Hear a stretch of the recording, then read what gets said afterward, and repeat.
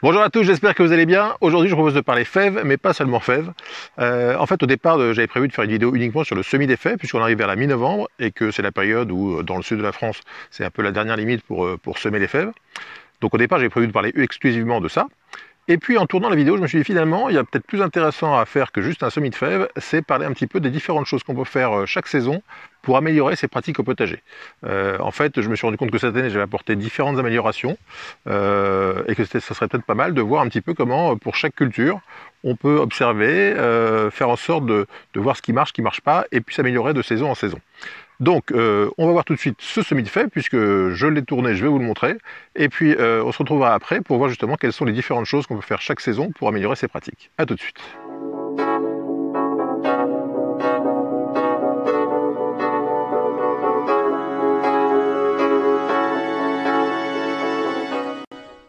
Voilà, alors pour la culture des fèves cette année, deux petites nouveautés.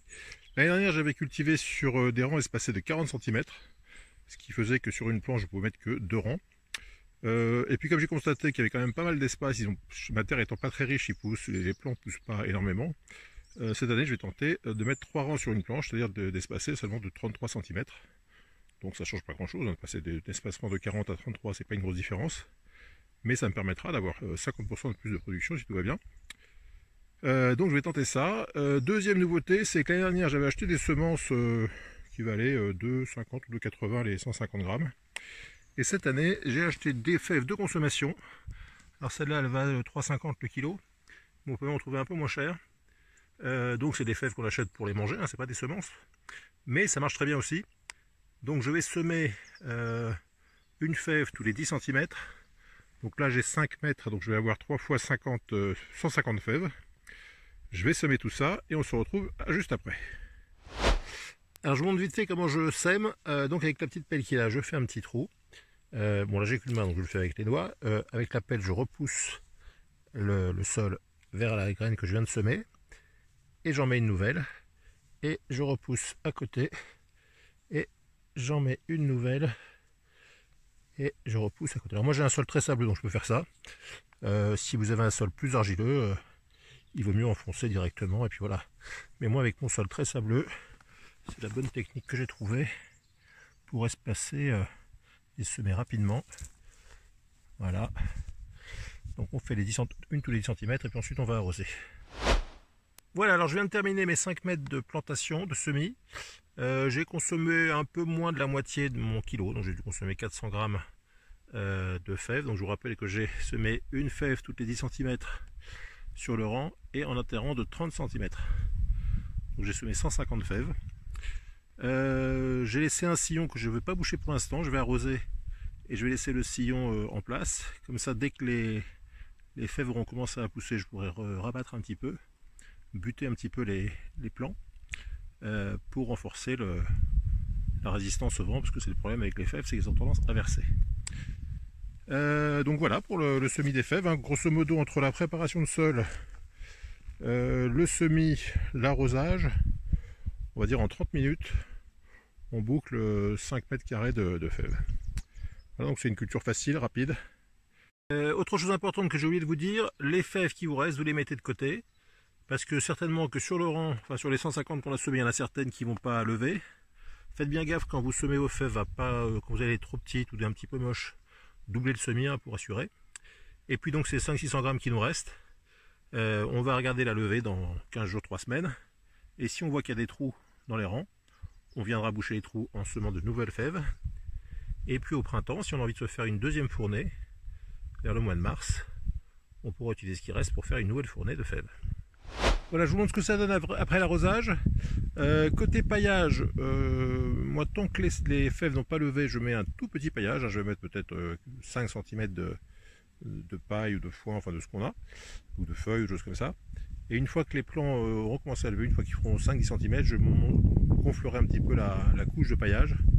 Mais disons qu'il faut mieux éviter quand même de mettre 20 cm de paillage sur des semis, parce que même si certains peuvent passer à travers, c'est quand même mieux de les laisser se réveiller tranquillement. Et puis comme ça permet aussi de voir les trous pour regarnir si nécessaire. Voilà, donc le semis de fèves est terminé pour cette année. Voilà, donc on a vu ce semis de fèves. Vous avez vu que dans cette plantation, j'ai déjà amélioré deux choses qui sont l'espacement. L'année dernière, j'avais fait 40 cm.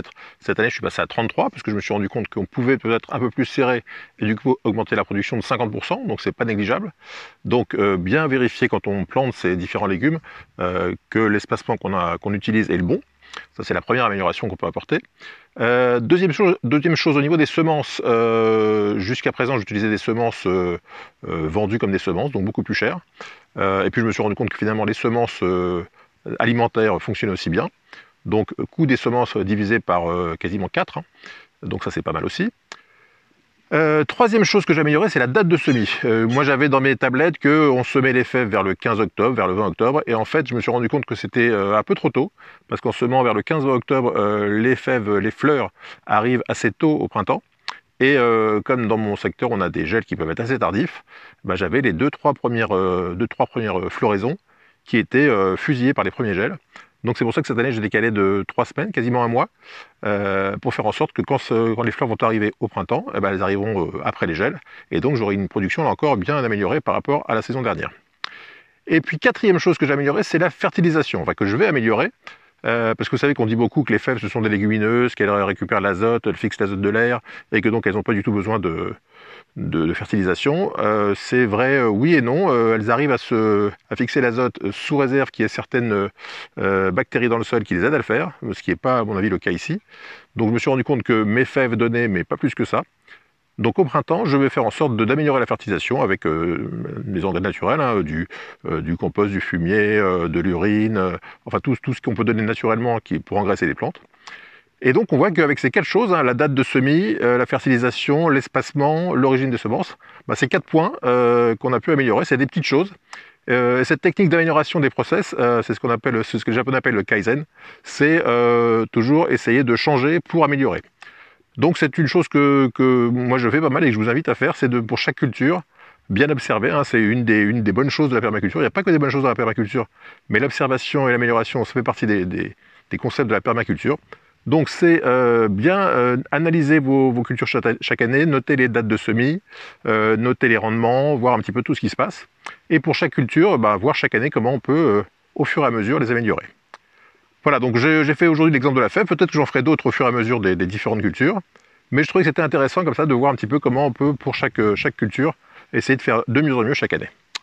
Voilà, c'est tout pour aujourd'hui. Si cette vidéo vous a plu, n'hésitez pas, comme d'habitude, à mettre un petit pouce bleu. C'est avec les pouces bleus sur les vidéos, il n'y a rien de tel pour les booster en termes de référencement, donc je compte sur vous.